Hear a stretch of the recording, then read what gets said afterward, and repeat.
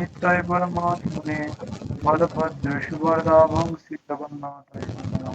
वाञ्छाकल्पतरुभ्यश्च कृपासिन्धुभ्येव च पतितानां पावनेभ्यो वैष्णवेभ्यो नमो नमः। जय श्रीकृष्ण चैतन्य प्रभु नित्यानंद श्री अद्वैत गदाधर शिवासादि गौरभक्तबिंद। हरे कृष्ण कृष्ण कृष्ण हरे हरे हरे राम राम राम हरे हरे। ओम नमो भगवते वासुदेवाय। ओम नमो भगवते वासुदेवाय। ओम नमो भगवते वासुदेवाय। श्रीमद् भगवत गीता।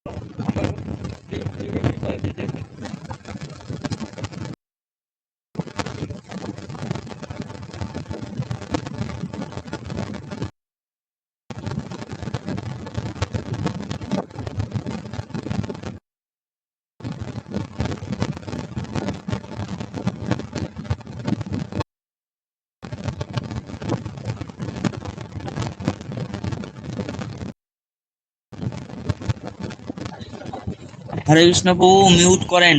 আনমিউট হয়ে গেছে, কথা তো শোনা যাচ্ছে না।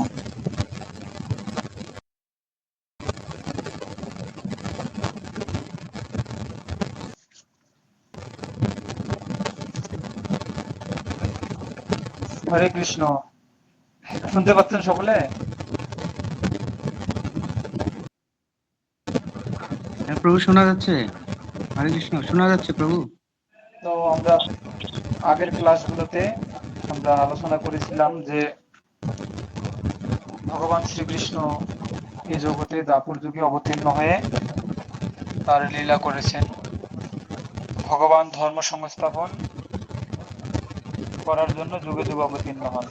সাধুদের পরিত্রাণ করার জন্য, দুষ্কৃতিকারীদের বিনাশ করার জন্য, ধর্ম সংস্থাপন করার জন্য তিনি যুগে যুগে আসেন।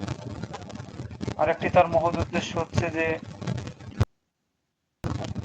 তার লীলা প্রকাশের মাধ্যমে তিনি বদ্ধজীবকে তার ধামে ফিরিয়ে নিয়ে যান। এটা একটা বিশাল আয়োজন। এজন্য আমরা যারা ভগবানের লীলা মহিমা শ্রবণ করি তারা অত্যন্ত সৌভাগ্যবান। তার মাধ্যমে আমাদের কি হয়, আমাদের ভগবানের প্রতি ঐকান্তিক ভক্তি লাভ হয়। এর আগে আমরা শুনেছিলাম যে আগের ক্লাসগুলো আমরা শুনেছিলাম যে ভগবানের আবির্ভাব তথ্য। আরো শুনেছিলাম ভগবান কখন ধরাধামে অবতীর্ণ হন। আমরা এখানে কিছু সংখ্যা নিয়ে আলোচনা করেছিলাম। এক মনন্তর, ৭১ চতুর্যুগ। ৭১ চতুর্যুগে এক মনন্তর হয় এবং ১৪ মনন্তরে ব্রহ্মার একদিন হয় এবং এই সময়ের মধ্যে স্বয়ং ভগবান শ্রীকৃষ্ণ একবার পৃথিবীতে আসেন।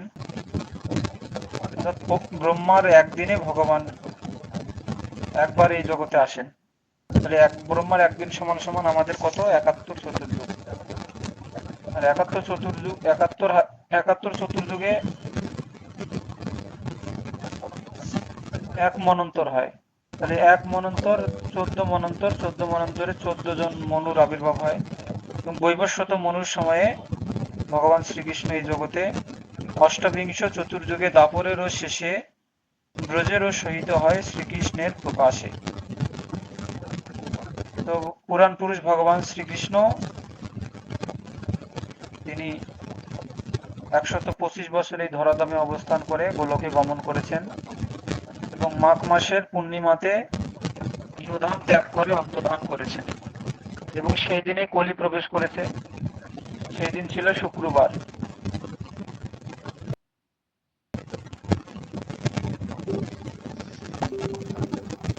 তো আমরা আর একটা সংখ্যা এখানে আপনারা শ্রবণ করেছিলেন, মনে আছে কিনা, এই জন্য আমি আবার বলছি যে বিশ্বনাথ চক্রবর্তী ঠাকুর বলেছেন, মাগশ্রী তেষু তেষু তদন্তধানম কলি প্রবেশম। যে জ্যোতিষ্ক বিজ্ঞানীদের গণনা অনুসারে খ্রিস্টপূর্ব 3101 এই কলিযুগের আরম্ভ হয়। খ্রিস্টপূর্ব, খ্রিস্টপূর্ব মানে হচ্ছে যীশু খ্রিস্টের জন্মের 3101 বছর পূর্বে কলিযুগের আগমন ঘটে। আর বর্তমান হচ্ছে 2026 সাল। তাহলে আমরা 2026-এর সাথে যদি 3101 যোগ করি তাহলে কত হচ্ছে?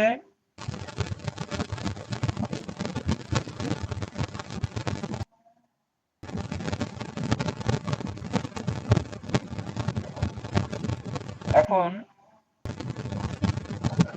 সেই সংখ্যার সাথে 3101-এর সাথে 2026 যোগ করলে যে সংখ্যাটি হয় তার সাথে যদি আমরা 125 বছর যোগ করি, ভগবান 125 বছর ছিলেন, সেই অনুসারে ভগবানের জন্ম হচ্ছে 5250 বছর পূর্ব শ্রীকৃষ্ণের, ভগবান শ্রীকৃষ্ণের আবির্ভাব হয়। এটা আমরা আলোচনা করেছিলাম।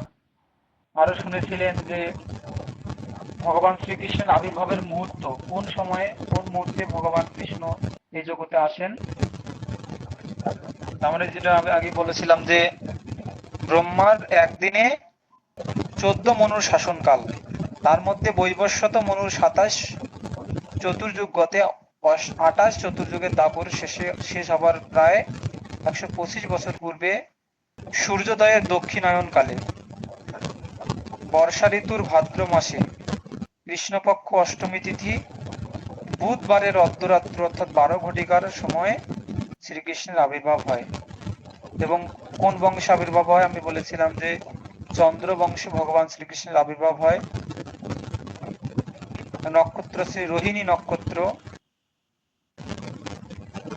এই সময়, অর্থাৎ আমি একটা সুন্দর আমাদের শ্লোক আছে এখানে যে 2 প্রহর রাত্রি হইল চন্দ্রের উদয়, লগ্নে আসি গুরু বৈশে ভিগুরত নয়, বিষে উচ্চ চাঁদ মকরে ভূমি সুত, তুলায় শনি কন্যায় বুধ অতি অদ্ভুত, চন্দ্রের হেরায়ে দেখে ত্রিকুল সময়, শুদ্ধ হেতু দত্ত গুরু মৈথুন অর্ধকায়। অর্থাৎ সমস্ত গ্রহ নক্ষত্র শুভ সময়ে ভগবান শ্রীকৃষ্ণের জগতে আবির্ভাব ঘটে। আমরা আরো জেনেছিলাম যে ভগবান শ্রীকৃষ্ণের আবির্ভাবের কারণ, তিনি কেন এই জগতে আসেন। যত যদাহি ধর্মস্য গ্লানি ভবতি ভারত, এই শ্লোকটা আপনারা জানেন সকলেই, যে ধর্ম সংস্থাপন, সাধুদের পরিত্রাণ, দুষ্কৃতিকারীদের বিনাশ, এবং ধর্ম সংস্থাপন করার জন্য ভগবান যুগে যুগে আসেন। আর একটা কারণ হচ্ছে যে অসুর নিধন করা বা ধর্ম সংস্থাপন করা ভগবানের কাজ নয়, এটা বিষ্ণুর কাজ। ভগবান বিষ্ণুর কাজ হচ্ছে এই জগৎকে পালন করা। তাহলে এটা ভগবানের গৌণ কর্ম, কিন্তু মুখ্য কর্ম কি? মুখ্য কর্ম হচ্ছে যে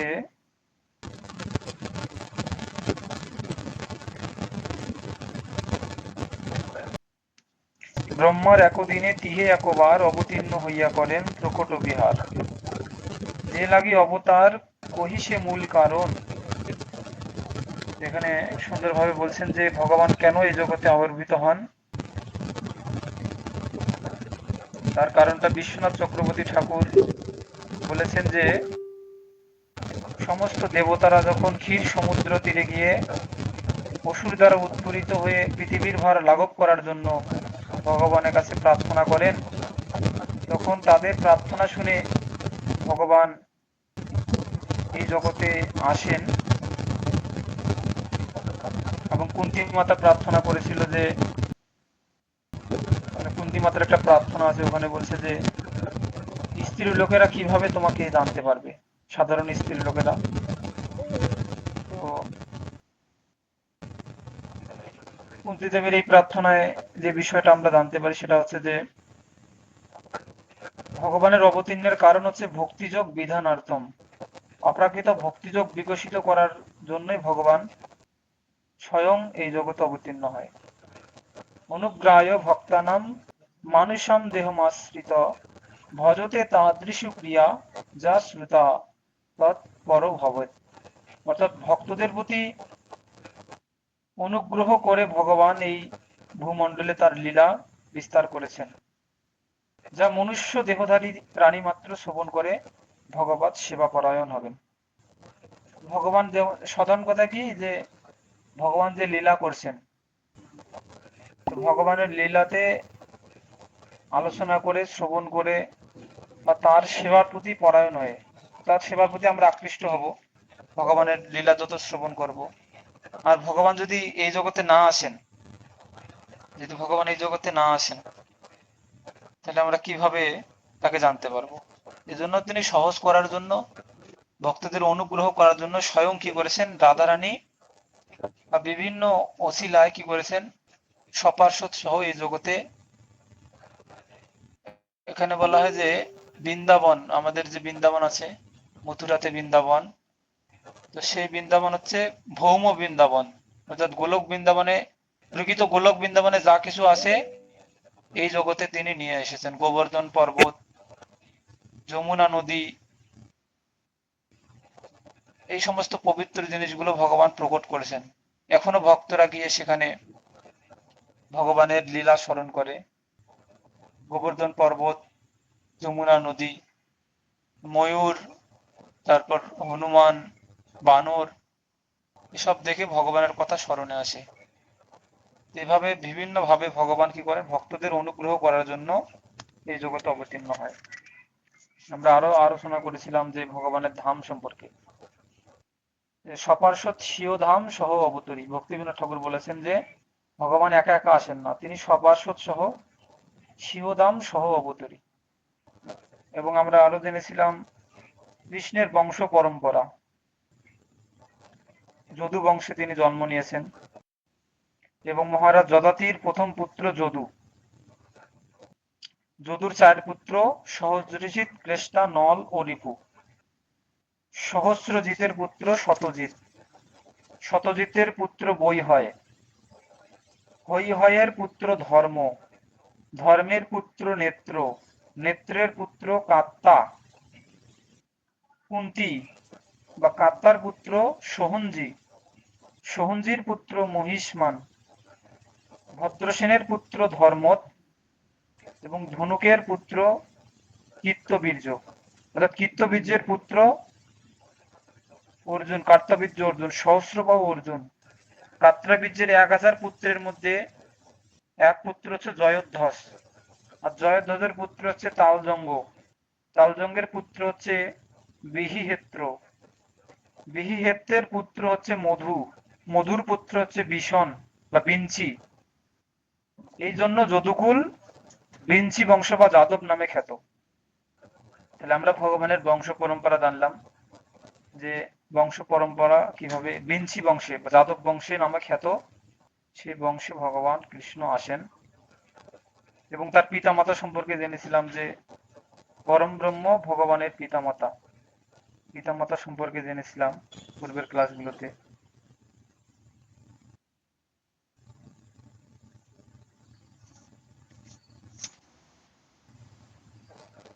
এবং আমরা আরো জেনেছিলাম দেবকী বসুদেব ও নন্দ যশোদার পূর্ব জন্ম বৃত্তান্ত। ভগবানের পিতামাতা হওয়া সাধারণ কোনো কাজ নয়, তো ভগবানের পিতামাতা হতে গেলেও অনেক সাধনা তপস্যার দরকার হয়। আমরা এটা জেনেছিলাম, আপনাদের মনে আছে কিনা জানি না। তো দেবকী বসুদেব পূর্বজন্মে কৃষ্ণ এবং সুতপা ছিলেন। স্বয়ংবর স্বয়ংবর মনন্তরে তারা দুইজন 12,000 দিব্য বছর তপস্যা করে ভগবান হরিকে সন্তুষ্ট করেন। 12,000 বছর দিব্য বছর তপস্যা, কঠোর তপস্যা করেন। ভগবান তাদের তপস্যায় সন্তুষ্ট হয়ে তাদের বর দেন এবং সুতপা বিষ্ণু বলেন যে আমরা আপনার মতো পুত্র লাভ করতে চাই। তখন ভগবান বলেন যে আমার সমান তো আর কেউ নেই। হ্যাঁ, তাহলে স্বয়ং তাদের পুত্ররূপে ভগবান আবির্ভূত হন। তাই তার এক নাম হচ্ছে কৃষ্ণী গর্ভ, ভগবান আরেক নাম হচ্ছে কৃষ্ণী গর্ভ। পরবর্তী সময়ে তারা দুজন স্বামী স্ত্রী কশ্যপ এবং দেবমাতা অদিতি রূপে আবির্ভূত হন এবং সে সময় কশ্যপ এবং অদিতির পুত্র বামনদেব রূপে তাদের জন্ম হয়। সেই জন্মে দেবপিতা কশ্যপ মুনি বসুদেব রূপে, দেবমাতা অদিতি দেবকী রূপে জন্ম লাভ করেন। এটা আমরা জেনেছিলাম আগের ক্লাসগুলোতে। তো আমরা বুঝলাম যে ভগবান শ্রীকৃষ্ণের পিতা মাতা দেবকী এবং বসুদেব পূর্ব জন্মে কৃষ্ণ এবং সুতপা ছিলেন। এটা আপনারা নোট করতে পারেন জানার জন্য, মনে রাখার জন্য। আমরা আরো জেনেছিলাম ভগবান গোলক বৃন্দাবন থেকে ভূমণ্ডলে আবির্ভাবে আগমনের কারণ সেম মোটামুটি। তো এখানে একটা কারণ হচ্ছে বৃন্দাবনে কি ঘটেছিল। বৃন্দাবনে আমরা কাহিনী একটা শুনেছিলাম যে একদিন গোলক বৃন্দাবনে ভগবান শ্রীহরি রাধার সঙ্গে বিহারে মগ্ন ছিলেন। তো শ্রীমতী রাধারানী তার সেবায় নিযুক্ত ছিলেন এবং একসময়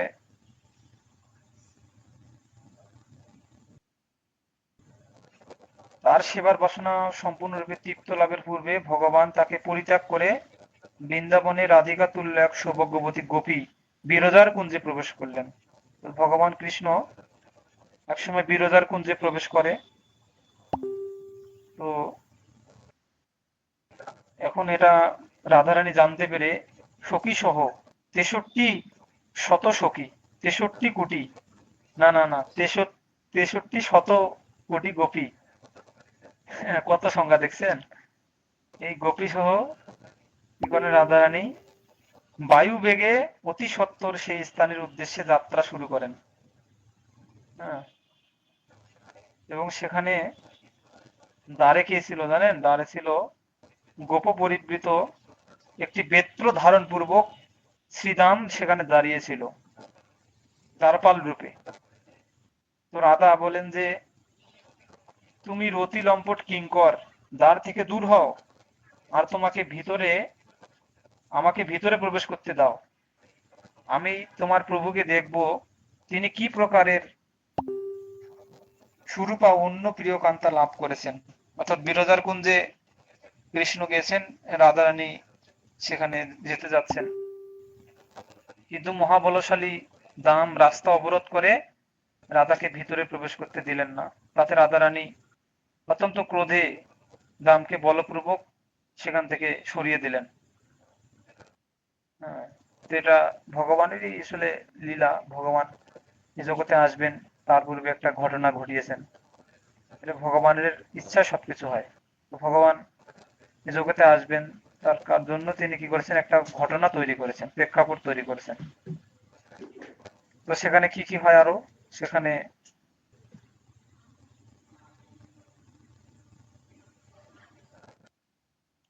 রাধারানীকে দর্শন করে তখন সেখানে হরি এবং বিরজা যোগ বলে সেই স্থান থেকে অন্তর্হিত হন, মানে চলে যান। তো তার সেই পরিত্যক্ত দেহ গোলকে মুহূর্তে নদীতে পরিণত হয়। তো বিরজা একটি নদীতে পরিণত হয় এবং এই বিরজা নদী গোলক ধামে বর্তুলাকারে বা গোলাকারে পরিবেষ্টিত করে অবস্থান করলো। যখন বিরজা নদী হয়ে গেল আর শ্রীমতী রাধারানী রতিগৃহে প্রবেশ করলে দেখলেন যে হরিও সেই স্থান ত্যাগ করেছেন।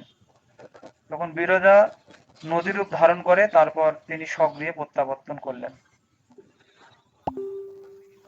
ভগবান শ্রীকৃষ্ণ বিরজার সেই নদীরূপ ধারণ করা দেখে সেই নদীর তীরে উপস্থিত হলেন।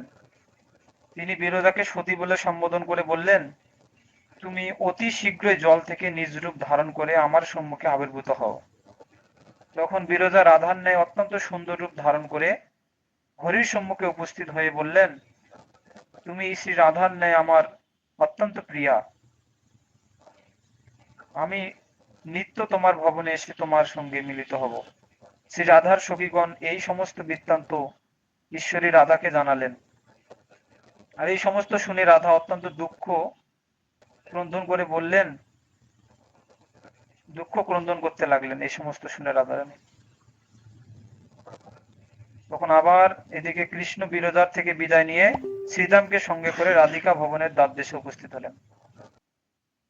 যখন রাধা তো অত্যন্ত রেগে আছেন, তখন রাধা রসবরে কৃষ্ণের প্রতি বললেন, গোলকে তোমার থেকে বহু উন্নত প্রিয়া, গোলকে আমার থেকে বহু উন্নত প্রিয়া তোমার আছে, তুমি তাদের কাছে যাও। এইরূপ রাধা শ্রীহরির প্রতি অভিমানপূর্বক বহু ভৎসনা বাক্য ব্যবহার করলেন। তো দ্বার পুরোহিত বেত্রধারিণী বহু সখীগণ কৃষ্ণকে অভ্যন্তরে প্রবেশ করতে দিলেন না। কৃষ্ণকে তখন বললেন যে তোমার ব্যবহার মানুষের ন্যায় হয়েছে, অতএব তুমি ভারতবর্ষে মনুষ্যরূপে অবতীর্ণ হও। এটার অভিশাপ দেওয়া শুরু হয়ে গেল তখন। এই সমস্ত সখীদের করার নির্দেশ দিলেন যে তারা যেন শ্রীকৃষ্ণকে প্রবেশ করতে না দেন। এই কথা রাধা গৃহের মধ্যে, এই কথা বলে শ্রী রাধা কি বললেন, গৃহের মধ্যে ফিরে গেলেন। তখন সখীগণ শ্রীকৃষ্ণকে বললেন, তুমি কিছুক্ষণের জন্য অন্য গৃহে অবস্থান করো, আমরা ভিতরে গিয়ে রাধার ক্রোধ প্রশমিত করার চেষ্টা করব। বিভিন্ন গোপীগণ কৃষ্ণকে উপহাস ছলে বিভিন্ন বাক্য প্রয়োগ করলেন। তা শুনে শ্রীকৃষ্ণ অন্য একটি গৃহে প্রবেশ করে সেখানে অপেক্ষা করলেন। এভাবে আর একটা এখানে অভিশাপ দেওয়া হয় যে সেই ক্রোধে অধীর হয়ে ভগবান শ্রীকৃষ্ণের বহু মহিমা শ্রবণ করলেন এবং রাধা এবং গোপীগণ তারই সৃষ্ট এবং তারই দ্বারা সেবিত সে কথা প্রকাশ করে শ্রীকৃষ্ণের বিভূতি বর্ণনা করলেন। তা শ্রবণ করে রাসেশ্বরী শ্রী রাধা গৃহ থেকে বাইরে এসে শ্রীরামকে বললেন, শ্রীরামকে অভিশাপ দেয় রাধারানী যে মূঢ়, অসুরেরা যেরূপ সর্বদা নিন্দা করে তুমিও সেরূপ সবসময় আমার নিন্দা করো। শ্রীকৃষ্ণ শুধু তোমার, আমাদের নয়। তুমি সর্বদা পিতার স্তুতি করো এবং আমার নিন্দা করো। তোমার বুদ্ধি অসুরের মতো হয়ে গেছে, তাই তুমি ধরাধামে অসুর জনিতে জন্ম লাভ করো। তখন শ্রীরামও ক্রোধান্বিত হয়ে রাধার প্রতি বললেন যে তুমি মানুষের মতো ক্রোধাচরণ করছো, তাই তুমি মানুষ হয়ে জন্ম লাভ করো। শ্রীহরির অংশে উৎপন্ন মহাযোগী বৈষ্ণব বৃন্দাবনে আয়ান ঘোষ নামে জন্ম লাভ করবেন। মূঢ়গণ ভূতলে তোমাকে আয়ান পত্নী বলে জানবে। তুমি গোকুলে শ্রীকৃষ্ণকে লাভ করে তার সঙ্গে বৃন্দাবনে বিহার করবে। তুমি এখন এক মুহূর্ত তোমার প্রভুর বিয়োগে সহ্য করতে পারছো না, আর সেই জন্য ভূতলে শ্রীহরির সঙ্গে তোমার 100 বছর বিচ্ছেদ হবে। এটা অভিশাপ দেয় এরকম শ্রীরাম রাধারানীকে।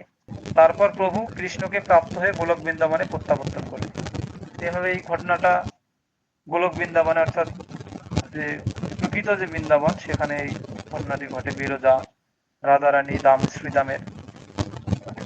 তো আমরা এটা পূর্বে শুনেছিলাম, আপনাদের একটু মনে করে দেওয়ার জন্য আবার আমরা আলোচনা করলাম এটা।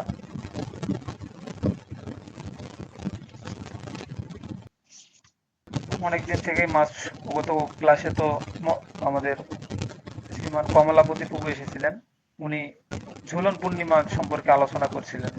আপনারা হয়তো শুনেছেন কিছু, যারা ক্লাসে থাকেন নিয়মিত, যারা 10 জনের মতো আছেন তাই না আজকে, যারা ছিলেন শুনেছেন। সামনে ঝুলন পূর্ণিমা 23 আগস্ট শ্রী রাধা গোবিন্দের ঝুলন যাত্রা আরম্ভ।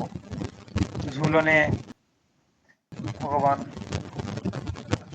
বিহার করে কি করেন, কুঞ্জলতা সহকারে সেখানে ভগবান বিরাজ করেন এবং দোলনায় ভগবান রাধা কৃষ্ণকে সেখানে বসিয়ে ভক্তরা কি করেন, সে বৃন্দাবনের মতোই ঝুলন যাত্রা মহোৎসব পালন করেন।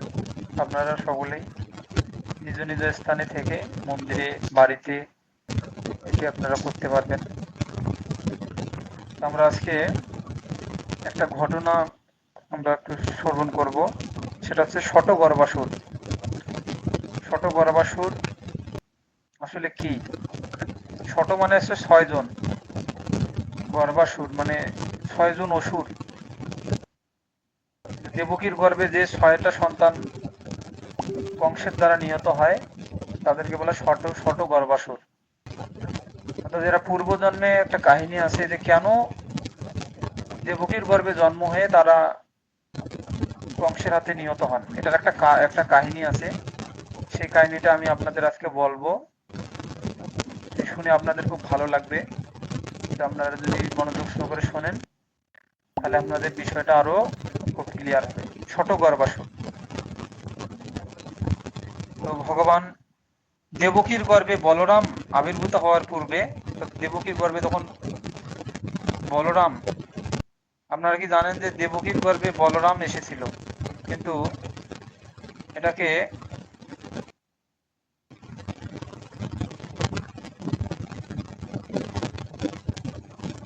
সংকর্ষণ, বলরাম আসার পূর্বে ছোট গর্ভাসুর অর্থাৎ দেবকীর 6টি পুত্রের জন্ম হয়েছিল। তাদের নাম হচ্ছে কীর্তিমান, সুসেন, ভদ্রসেন, ঋজু, সম্বর্ধন ও ভদ্র। এই 6জন হচ্ছে ছোট গর্ভাসুর। তারা সবাই পূর্বে মারিচির পুত্র ছিল। এটা লিখে রাখতে পারেন মনে রাখার জন্য। শুধু শুনলেই হবে না, আমি বারবার বলেছি যে আপনারা খাতা কলম নিয়ে বসবেন, শ্রবণ করবেন, লিখবেন, মনে থাকবে। নাহলে কি শুনছেন এখান দিয়ে শুনবেন, ওখান দিয়ে বের হয়ে যাবে, কিছুই লাভ হবে না। সূত্রগুলো জানা থাকলে খুব ভালো। যত নোট করবেন খাতা কলমে স্মৃতিশক্তিতে ভালো জমা হবে। শুনবেন, লিখবেন, পরে আবার দেখবেন, তাহলে কি হলো, এই লীলাটা শোনা সার্থক হলো। শুনে আমরা খেয়াল থাকে না, মনে থাকে না, বলতে পারি না, আমাদের দুর্বলতাগুলো দূর করতে হবে। আমাদের ভালো করে শুনতে হবে, লিখতে হবে এবং অন্যকে বলতে হবে। তাহলে বললে কি হবে, বললে সেটা শোনার সার্থকতা হবে। যদি আপনি এই লীলা আলোচনা করেন, গ্রামের মানুষজন আছে তাদের সাথে বসে আপনারাই ভগবানের মহিমাগুলো প্রচার করতে পারবেন। বাড়িতে 5 জন মিলে বসে কৃষ্ণের কথা আলোচনা করবেন। এগুলো সুন্দরভাবে টপিকস আকারে যে শুনেছেন, এই টপিকগুলো বাড়িতে যদি 5-6 জন সদস্য আছে, তিথিতে যদি জন্মাষ্টমীতে এগুলো আলোচনা করেন, একবারে ক্লিয়ার হয়ে যাবে। ছোট গর্ভাসুর, কীর্তিমান, সুসেন, ভদ্রসেন, ঋজু, সম্বর্ধন ও ভদ্র। এরা পূর্বে কার পুত্র ছিল? মারিচির পুত্র ছিল। সে সময় কীর্তিমানের নাম ছিল শর। ব্রহ্মার দ্বারা অভিশাপ প্রাপ্ত হয়ে মারিচির পুত্রগণ অসুর সন্তান রূপে জন্ম নেয়। কার অভিশাপে? ব্রহ্মার অভিশাপে মারিচির পুত্রগণ অসুর সন্তান রূপে জন্ম লাভ করে। হিরণ্যাক্ষের পুত্র কালনেমি, তার 6 জন পুত্র ছিল। কংস, কংস, সুবিক্রম, ক্রোধ, দমন, রিপুমর্দন ও ক্রোধহস্তা। এই 6 পুত্রকে শতগর্ভ বলা হতো। এরা খুবই বলশালী ছিল, শক্তিশালী ছিল, যুদ্ধে পারঙ্গত ছিল এবং তাদের পিতামহ ছিল হিরণ্যকশিপু।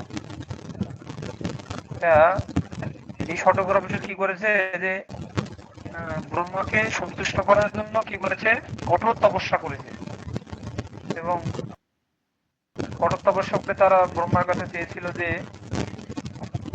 হে ব্রহ্মা, যে আমাদের এমন বর দিন যাতে কোনো দেবতা, যক্ষ, গন্ধর্বপতি, সিদ্ধ, চারণ, মানুষ বা মহারিষির দ্বারা নিহত না হয়।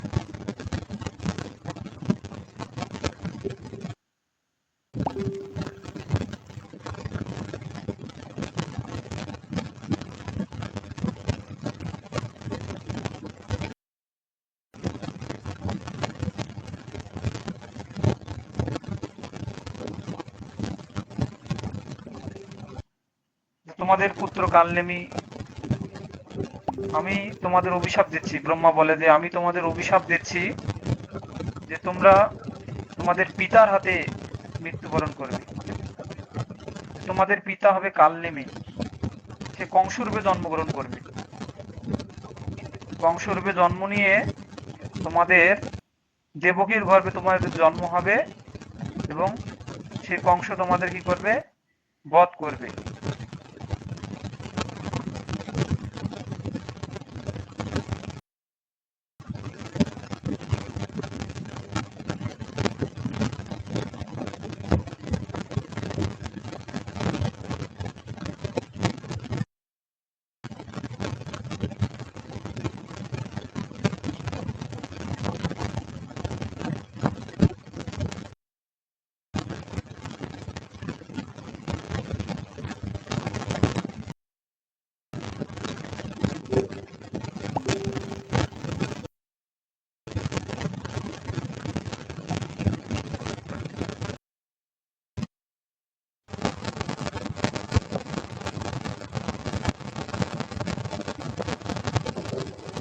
শব্দ করবে।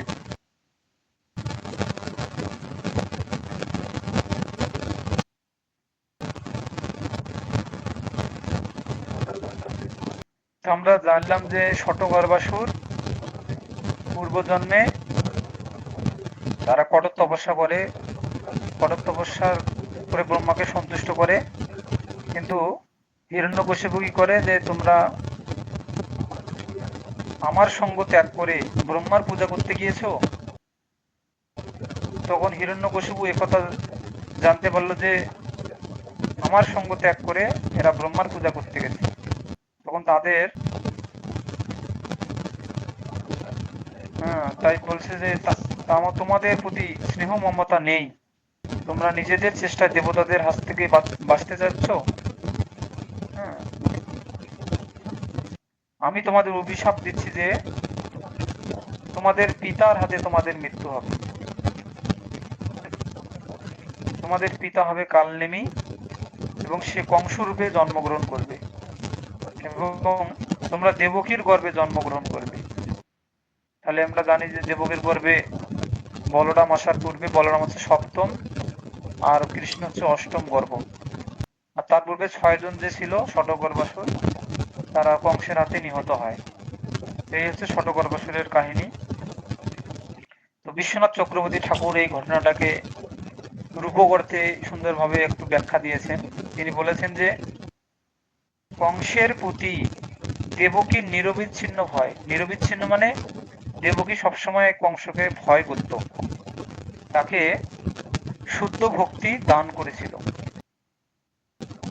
শুদ্ধ ভক্তের সবসময় জড়সঙ্গের প্রতি ভয়ান্বিত হওয়া উচিত।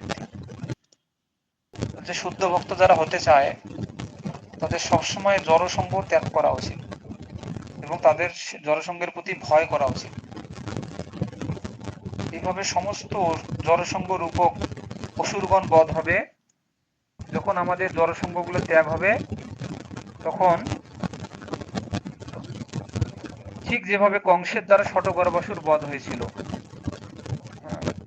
মন থেকে মরিচি আবির্ভূত হন, মন থেকে মরিচি আবির্ভূত হন। অন্য কথায় মরিচি হচ্ছেন মনের অবতার। মরিচি মন থেকে মারিচি আবির্ভূত হয়, এবং মারিচি হচ্ছেন মনের অবতার। মারিচির 6টা পুত্র আছে: কাম, ক্রোধ, লোভ, মোহ, মদ, মাৎসর্য। তো পরম পুরুষ ভগবান শুদ্ধ ভক্তিতে আবির্ভূত হন আমাদের হৃদয়ে। শুদ্ধ ভক্তির মাধ্যমে ভগবান কৃষ্ণ আমাদের হৃদয়ে আবির্ভূত হন। বেদে বলা হয়েছে যে ভক্তি এব এনম দর্শয়তি, শুদ্ধ ভক্তির দ্বারাই একজন ভগবানের সংস্পর্শে আসতে পারে। ভক্তির মাধ্যমে কি করে ভগবানের সংস্পর্শে আসতে পারে? আমরা যে ভগবানকে লাভ করতে চাই, ভগবানকে ভালোবাসতে চাই, ভগবানকে আমাদের হৃদয়ে আমাদের ধারণ করতে চাই, হৃদয়ে ভগবান আছেন, তার ভগবানকে হৃদয়ে উপলব্ধি করতে চাই, তার জন্য ভক্তির দরকার। এই ভক্তিটা কিভাবে আসবে? সেই ভক্তিটা আসবে জড়সঙ্গ ত্যাগ করার মাধ্যমে, ভক্ত সঙ্গে কৃষ্ণ কথা শ্রবণ করার মাধ্যমে, তারপর ভগবানের নাম জপ করার মাধ্যমে। এই সমস্ত কেন বলা হয় যে নাম, ভগবানের নাম শ্রবণ করতে হবে, ভগবানের নাম গুণকীর্তন করতে হবে, সংকীর্তন করতে হবে, ভক্ত সঙ্গ করতে হবে। জড়সঙ্গ ত্যাগ করতে হবে, বিষয় লোকের সঙ্গ ত্যাগ করতে হবে, কম কথা বলতে হবে। তারপর কম কথা বলতে কৃষ্ণ কথা ছাড়া অন্য কোনো কথা বলা যাবে না। কেন বলা হয়? ভক্তিতে উন্নতি লাভ করার জন্য। রূপ গোস্বামীপাদ বলছেন যে সঙ্গ ত্যাগাৎ শতবৃত্তে, সঙ্গ ত্যাগাৎ শতবৃত্তে সর্বের ভক্তি প্রসিদ্ধতি। যে ওখানে বলছেন যে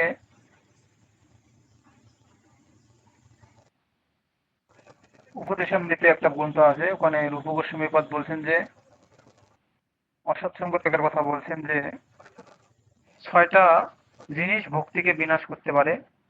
সেটা হচ্ছে যে অত্যাহার প্রয়াসস্য প্রজল্প নিয়মাগ্রহ জনসংঘর্ষ লৌলংশ সরবীর ভক্তি বিনিশ্যতি। অত্যাহার মানে অতিরিক্ত আহার করা, অতিরিক্ত প্রয়াস করা, প্রজল্প করা মানে কৃষ্ণ কথাবিহীন অন্য কথা বলা, প্রজল্প, নিয়ম আগ্রহ, হুম, জনসংঘর্ষ, জনসংঘ মানে জনসংঘ মানে কৃষ্ণবিহীন অনাবশ্যক গ্রাম্য কথা বলা, লৌলংশ লোভ করা, সরবীর ভক্তি বিনিশ্যতি। এই জিনিস 6টা জিনিস কি করতে পারে? ভক্তিকে বিনাশ করতে পারে। এবং তিনি আরো বলেছেন যে 6টা জিনিস ভক্তিকে বৃদ্ধি করতে পারে। সেখানে বলছেন যে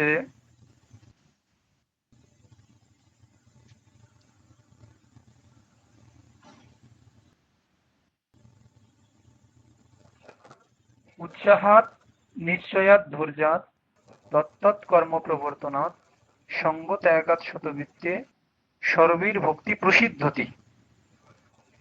সর্বীর ভক্তি প্রসিদ্ধতি মানে বৃদ্ধি করতে পারে। কি কি? যে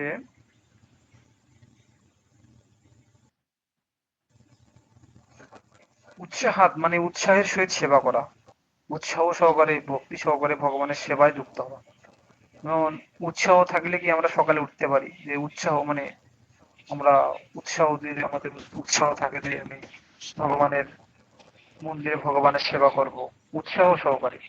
যদি উৎসাহ না থাকে, বর্তমানে আমার উৎসাহগুলো অন্যদিকে, আমাদের কলির প্রভাবে কালের প্রভাবে আমাদের উৎসাহগুলো অন্যদিকে ধাবিত হচ্ছে। কিন্তু যদি উৎসাহ সহকারে আমরা ভগবানের ভক্তি অনুসরণ করি, উৎসাহাত নিশ্চয়াত নিশ্চিত ভাবে, ধৈর্যাত ধৈর্য সহকারে, ধৈর্য ধারণ করতে হবে। ধৈর্য না থাকলে হবে না, ভগবানের সেবা করতে গেলে ধৈর্যের দরকার আছে। ধৈর্য সহকারে যদি আমরা এভাবে আমরা নিয়ম নিষ্ঠা পালন করে যাই, এক সময় করতে করতে করতে করতে আমাদের কি হবে? সেই জিনিসটার প্রতি নিষ্ঠা হবে। নিষ্ঠা, রুচি, আসক্তি, ভাব, ভক্তি, প্রেম, এটা হচ্ছে ভগবত উন্নতির সিঁড়ি। যত আমরা নিষ্ঠা সহকারে এগুলো করতে থাকবো করতে থাকবো করতে থাকবো, যখন নিষ্ঠার প্রতি, তখন আমরা ভাব স্তর আসতে পারবো, নিষ্ঠা, রুচি, আসক্তি। হ্যাঁ, এভাবে আমাদের ভগবানের প্রতি দৃঢ় ভক্তি বৃদ্ধি হবে। উৎসাহাৎ নিশ্চয়াৎ ধৈর্যাৎ তত্তৎ কর্ম প্রবর্তনাৎ সঙ্গ ত্যাগাৎ শতবৃত্তি। সঙ্গ ত্যাগাৎ আবার বলছে, সঙ্গ ত্যাগাৎ মানে ওই জড় সঙ্গ ত্যাগ করা। শতবৃত্তে অর্থাৎ পূর্বতন আচার্যবৃন্দের পদাঙ্ক অনুসরণ করা। পূর্বতন আচার্যবৃন্দকে স্বরূপ গোস্বামী, শিল প্রভুপাদ, ভক্তি সিদ্ধান্ত সরস্বতী ঠাকুর, শিল ভক্তিবিনোদ ঠাকুর, জগন্নাথ দাস বাবাজী মহারাজ, গৌরকিশোর দাস বাবাজী মহারাজ, নরোত্তম দাস ঠাকুর, শ্রীপাদ শ্রীলা বিশ্বনাথ চক্রবর্তী ঠাকুর, শ্রীলা বলদেব বিদ্যাভূষণ, হ্যাঁ, এই সমস্ত হচ্ছে আমাদের পূর্বতন আচার্যবৃন্দ। তারা যেভাবে আমাদের, যেভাবে পদাঙ্ক অনুসরণ করা, তাদের পদাঙ্ক অনুসরণ করা, তাদের পথকে অনুসরণ করা, যে পন্থায় তারা ভগবানকে লাভ করেছে, ভগবানকে ভক্তি করেছে, তাদের পদাঙ্ক অনুসরণ করা, বা তারা যেভাবে আমাদের নির্দেশ দিয়েছেন। আমি যেটা বললাম যে শুদ্ধ ভক্তির দ্বারাই ভগবান হৃদয়ে কি হন? আবির্ভূত হন। ভক্তি এব এনম দর্শয়তি। শুদ্ধ ভক্তির দ্বারাই ভগবান ভগবান আমাদের সংস্পর্শে আসতে পারে।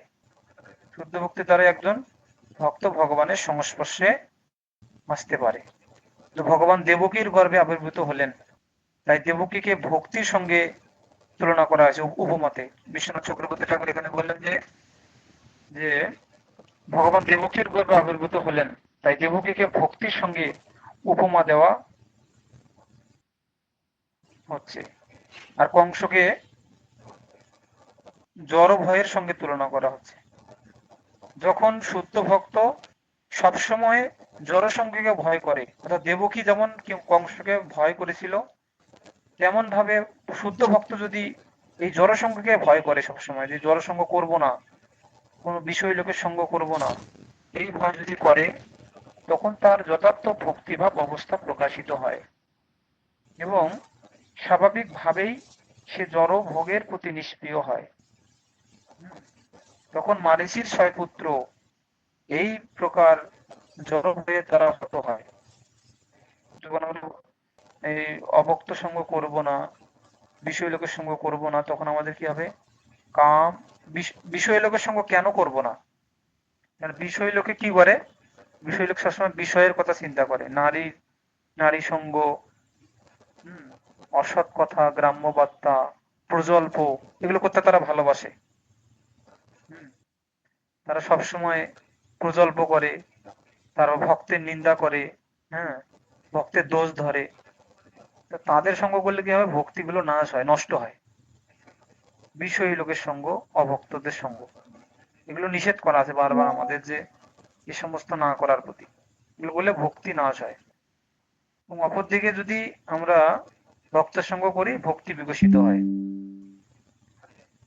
তাহলে দেবকী যেমন কংসকে ভয় করেছিল, যে সবসময় ভয় করেছিল, তা আমরা যদি এভাবে, আমরা যদি কংসরূপী অভক্ত সঙ্গকে ভয় করি, তাহলে আমাদের হৃদয় থেকে ৬টা রিপু দূর হবে, ৬টা রিপু বধ হবে।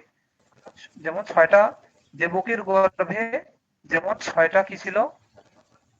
৬টা সন্তান কংসের মাধ্যমে হত্যা হয়েছিল। কাম, ক্রোধ, লোভ, মোহ, মদ, মাৎসর্য।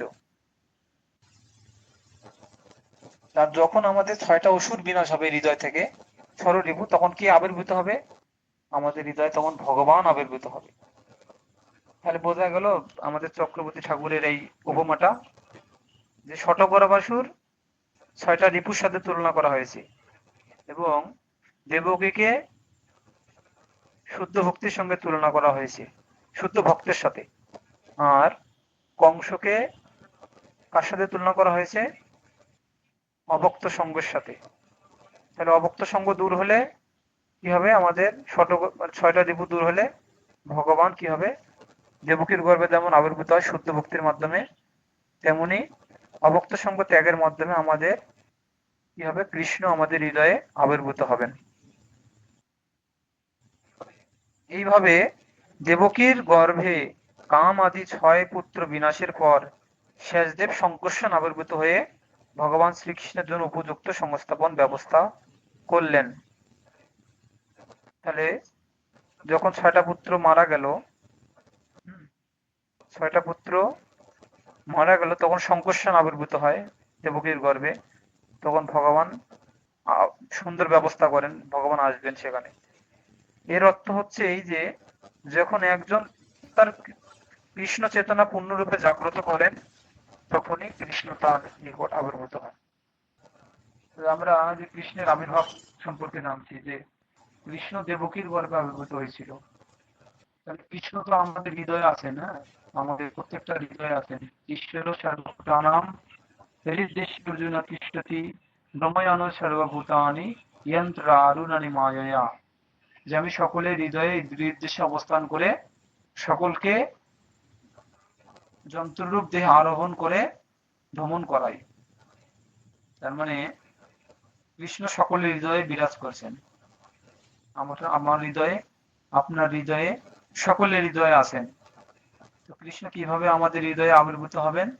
যখন আমরা ৬ রিপু থেকে ৬ রিপু ষড়রিপুর কুমন্ত্রণায় মত্ত রইলাম ভবের মায়া। যতক্ষণ পর্যন্ত আমাদের কাম আছে, ক্রোধ আছে, লোভ আছে, মদ মানে হিংসা আছে, মাৎসর্য আছে, মাৎসর্য মানে হিংসা, মদ মানে অহংকার, মদ মানে হচ্ছে কি অহংকার, আমার অহংকার, আমি অমুক, আমি তমুক। তারা ভগবানের শুদ্ধ ভক্ত হতে পারবে না।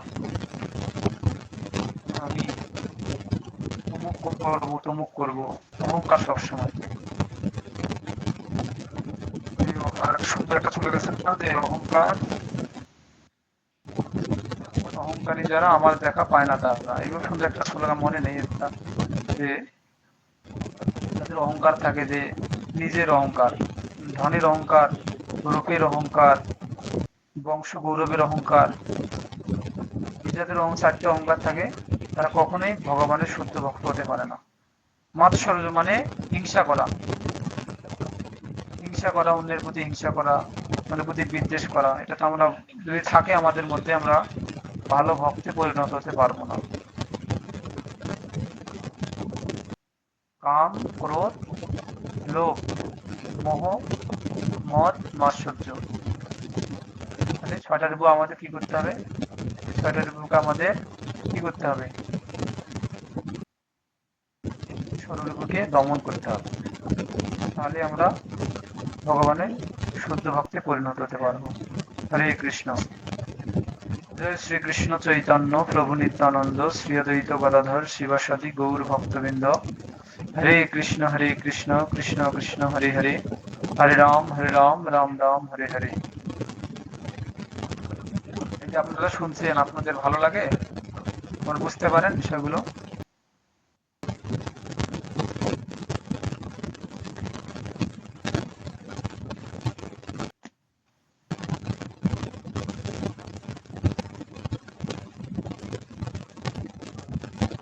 নওগাঁ নওগাঁর ভক্তরা, হরে কৃষ্ণ, হরে কৃষ্ণ, ফিডব্যাক দিতে হবে। নওগাঁর ভক্তরা একটু ড্যাম ড্যাম, হ্যাঁ, একটু আমাদের কি হতে হবে, একটু জাগতে হবে, উঠতে হবে। আমি বারবার বলি যে আপনারা এখানে কানেক্টেড না, আমরা আছেন কিন্তু না থাকার মতোই প্রায়। আসে চলে যায় হুটহাট করে, তারপর ওই ক্যামেরাগুলো বন্ধ থাকে সবার, বোঝা যায় না যে কে আসলে ক্লাস করছে এখানে। এই জন্য পরিস্থিতি খুব একটা ভালো না। তো শোনার মতো না শুনলে, না বুঝলে, হ্যাঁ, কিছু বুঝতে পারেন কিনা, বুঝতে পারছেন কিনা, কোনটা ভালো লেগেছে, একটু শেয়ার করবেন, এগুলো বিষয়গুলো ফিডব্যাক দেবেন সুন্দরভাবে। রমেশ বাবু থাকেন, সান্ত্বনা মাতাজি, জুন, তারপর বিমান, তনুশ্রী,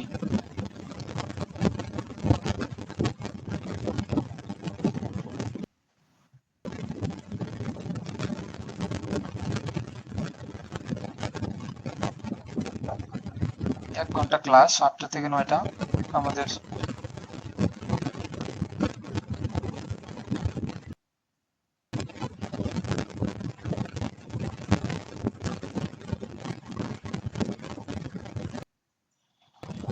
ডোনা গমেজ, কে এটা? ডোনা ওর এখানে, আমাদের এখানে, আচ্ছা। তারপর বিমান মন্ডল, প্রভু বলুন কিছু।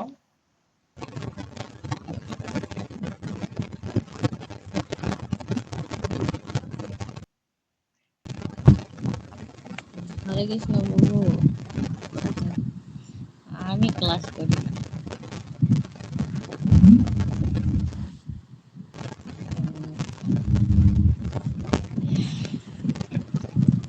কি বুঝলেন ক্লাস থেকে বলুন, বুঝতে পেরেছেন? বুঝতে পারছি, আমি তো ঠিকভাবে প্রশ্নের উত্তর দিতে পারি না। ক্লাস করি, বুঝি এই যে ভগবান সম্পর্কে কথাগুলো, এগুলো শুনতে ভালো লাগে, কিন্তু আমি ঠিকভাবে বলতে পারি না। এটাই হচ্ছে। আজকে বিষয়গুলো বুঝতে পেরেছেন? হ্যাঁ, বুঝতে পারলাম। কৃষ্ণ কিভাবে আসলো, যে দেবকী 6টা পুত্র মারা গিয়েছিল, হ্যাঁ, তাই না? সপ্তপুত্র, মনে থাকবে 6টা পুত্রকে, ছোট গর্ভাসুর। 6টা পুত্রকে, ওটা তো এভাবে শুনবেন, শুনতে শুনতে ভগবানের প্রতি ভক্তি লাভ হবে। আমি যখন ফিডব্যাক দেই অনেকে ফুট করে চলে যায়, একটা বেয়াদবের মতো লাগে না? না আমি থাকি আমি দেখলাম অনেকে চলে যায়। তারপর সান্ত্বনা, বলুন সান্ত্বনা আমাদের বলুন। কৃষ্ণ গুরু প্রণাম। হরে কৃষ্ণ। আসলে আপনি যেহেতু ওই ক্লাসটি নিচ্ছেন ভগবানের যে লীলা পুরুষোত্তম, এটা অনেক ভালো লাগে, কিন্তু এরম আমিও ক্লাস করি ঠিক আছে বা শুনি, মানে এরকম ফিডব্যাক দিতে পারি না, বুঝছেন? তো এটাই প্রবলেম। তবে নোট ভালো করতে লাগে। হবে। নোট নোট করা হয়নি, করব। বলছেন তো করব, মানে গত সপ্তাহে চাচ্ছিলাম করতে, কিন্তু হয়নি আসলে। কিছু মনে রাখার চেষ্টা করতে হবে। হ্যাঁ, হ্যাঁ, অনেক সুন্দর সুন্দর মনে রাখতে হবে। এটা আমাদের তথ্য, এগুলো পাচ্ছি আমরা তথ্যগুলো একটু যদি নিষ্ঠা সহকারে ভক্তি সহকারে শুনি, মনে রাখার চেষ্টা করি, আমাদের ভক্তিতে কি করবে, এগুলো উন্নতি লাভ করবে, ভক্তিতে আমাদের বৃদ্ধি করবে, বৃদ্ধি করতে আমাদের সহযোগিতা করবে। হরে কৃষ্ণ বাবু। এই যে আমরা যে মহাদেব মানে শিবের কিছু ইয়া করি, তো এটা সম্পর্কে সামনের সপ্তাহে একটু ভালো করে বুঝিয়ে দিন তো। ওরা শিব অন্যদিন টপিক চেঞ্জ করা যেত না? এই যে হলো শিব ইয়া সম্পর্কে, কৃষ্ণ সম্পর্কে শুনছেন, ভালো লাগছে না? না সেটা না, আমার জানার ইচ্ছা যে এই যে শিব সম্পর্কে, শিব এর মানে কোনো বিগ্রহ বাড়িতে মানে থাকলে বা রাখা যাবে কিনা এরকম কিছু মানে শোনার জন্য। যেমন রাখা যাবে না কেন? আজকে এক জায়গাতে গেছিলাম আমরা, এই যে বাংলাদেশে 12 শিবালয় আছে জয়পুরে, ওখানে গেছিলাম, তো ওই জায়গা থেকে আসে প্রশ্ন মনের ভিতরে একটু জাগিচ্ছে। আমরা শিবলিঙ্গ কি বাড়িতে রাখতে পারবো, এরকম কিছু। অবশ্যই পারবেন। দেবাদিদেব মহাদেব মানে কি বৈষ্ণব শ্রেষ্ঠ। হ্যাঁ বৈষ্ণব শ্রেষ্ঠ এটাই মানে বৈষ্ণব শিরোমণি। আলাদা জায়গায় ভোগ কোথায় রাখতে হবে এটা জানতে হবে। সবসময় মানে তাল গোল করে যদি আপনি সেবা দিতে পারেন তাহলে রাখবেন, না যদি সেবা দিতে না পারেন রাখবেন না। শো দেখাবেন না যে ডিজাইন করে রেখে দিলেন, পরে সেবা বোঝা হচ্ছে না, নোংরা হয়ে আছে, ওটা মানে করা যাবে না। সেবা মহাদেবকে দিতে পারলে মহাদেবকে কি ভিন্ন ভোগ লাগাতে হয়, না ওই এমনি শুধু ফুল জল দিলেই হবে?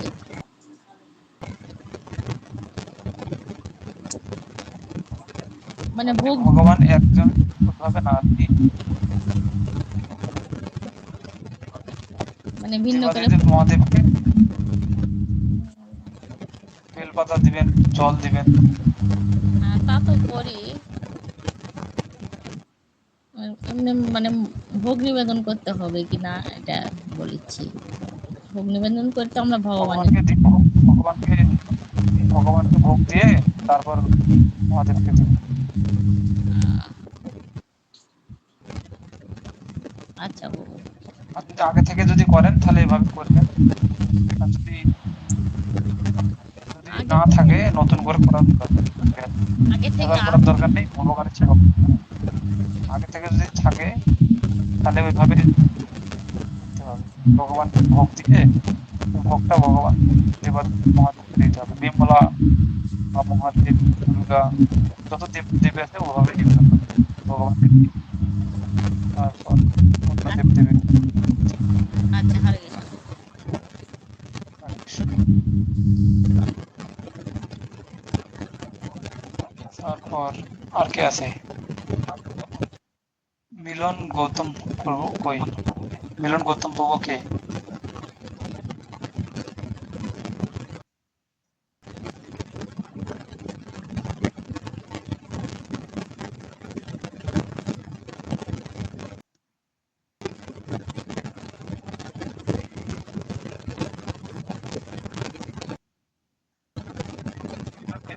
মিলন কে? মিলন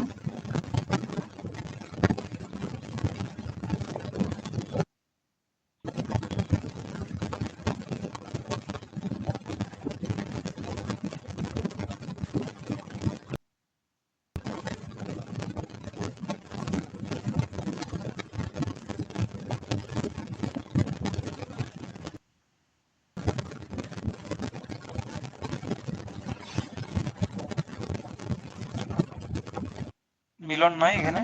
মিলন প্রভু, মিলন গৌতম।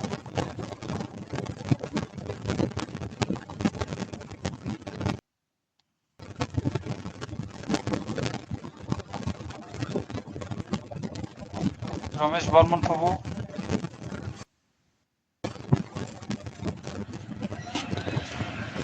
হ্যাঁ প্রভু, হরে কৃষ্ণ প্রভু। হরে কৃষ্ণ।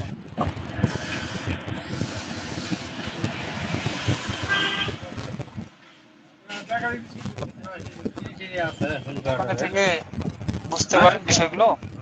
হ্যাঁ প্রভু, বোঝা যায় তো প্রভু, বোঝা যায়। একটা সমস্যা প্রভু, মানে যে কাস্টমার আসলে একটু বিঘ্ন ঘটে।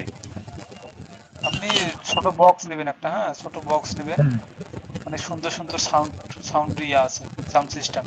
ছোট্ট ছোট্ট বক্স 1000 টাকা দিয়ে, 1500 টাকা দিয়ে, হ্যাঁ।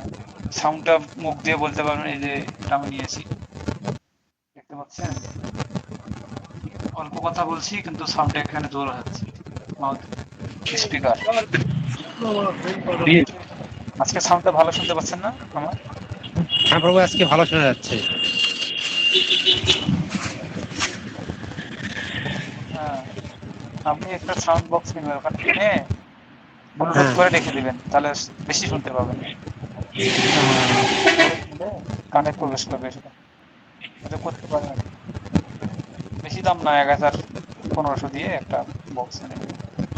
ঠিক আছে প্রভু। তাহলে আপনার সুবিধা হবে, গান টানও শুনতে পারবেন, লেকচার শুনতে পারবেন, পাঠ শুনতে পারবেন।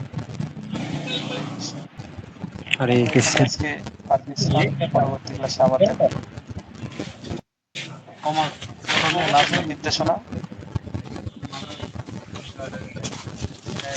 আমরা এখানে সমাপ্ত করব।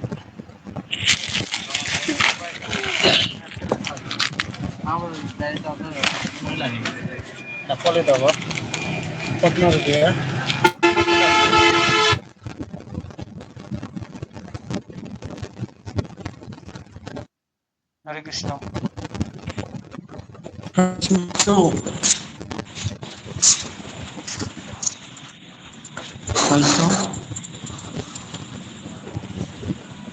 বিশু, কৃষ্ণ। হ্যাঁ, হরে কৃষ্ণ। আমরা আপনাদের আশীর্বাদে মায়াপুর গিয়েছিলাম, গিয়ে মোটামুটি 2 আড়াই দিন থেকে আসলাম। কালকে বেনারসে আবার পৌঁছেছি আপনাদের আশীর্বাদে। হুম, 2 দিনের মতো ছিলাম। আমরা যাবো মায়াপুর সামনে, দেখি কি হয়। হ্যাঁ, ভিসা, বিশাল পরে। পাসপোর্ট ভিসা তো দিয়েছে। এখন রাজশাহীতে প্রত্যেকদিন ভিড়, প্রচুর মানুষ আসছে ভিসা নেওয়ার। তাহলে সামনে সোমবারই হচ্ছে এই ক্লাসের উপরে তো নাকি, এই টপিকের উপরে আর কয় সপ্তাহ ক্লাস। আছে এই তো? কয় সপ্তাহ আছে? জন্মাষ্টমী সেপ্টেম্বর, সেপ্টেম্বর মাসে জন্মাষ্টমী। আর দুইটা ক্লাস পাওয়া যাবে ও সেপ্টেম্বরের আচ্ছা 4 তারিখ, আচ্ছা, সেপ্টেম্বরের 24 তারিখ, 4 তারিখে না? পরে 24 24 তারিখ, নাকি? 31 তারিখ। ও,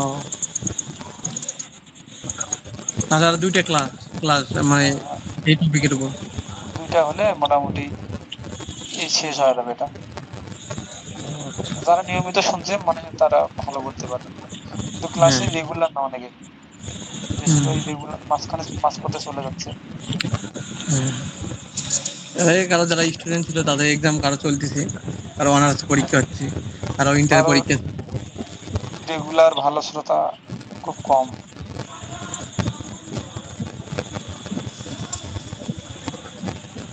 ওটাই তো, আমাদের তো ভক্তি জীবনে এগোতে হলে মেন হচ্ছে শ্রবণ আর কীর্তন।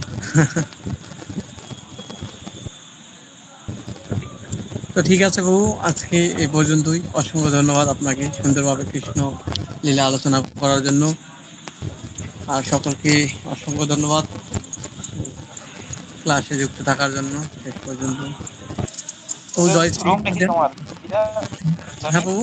হ্যাঁ, রুম দেখি তোমার এটা। আমার রুম না, আমার ল্যাপটপে ওখানে চলতেছে, রেকর্ড চলতেছে, আমি আমার মোবাইলে চালু করে একটু বাইরে আসছি, মানে দুটাতে এটা চলতেছে। এটা আমার রুম কিন্তু এই যে, ও, ওরে, পুরো রুমে তো ভগবানের ছবি।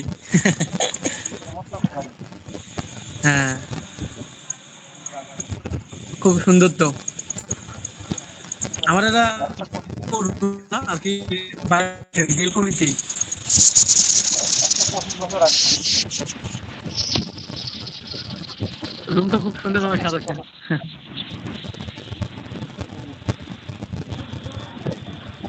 ঠিক আছে প্রভু, জয় শ্রীকৃষ্ণ। পঞ্চতত্ত্ব মহামন্ত্র হরে কৃষ্ণ মন্ত্র দিয়ে তারা শেষ করেন। কৃষ্ণ হরে কৃষ্ণ কৃষ্ণ কৃষ্ণ হরে হরে হরে রাম রাম রাম রাম।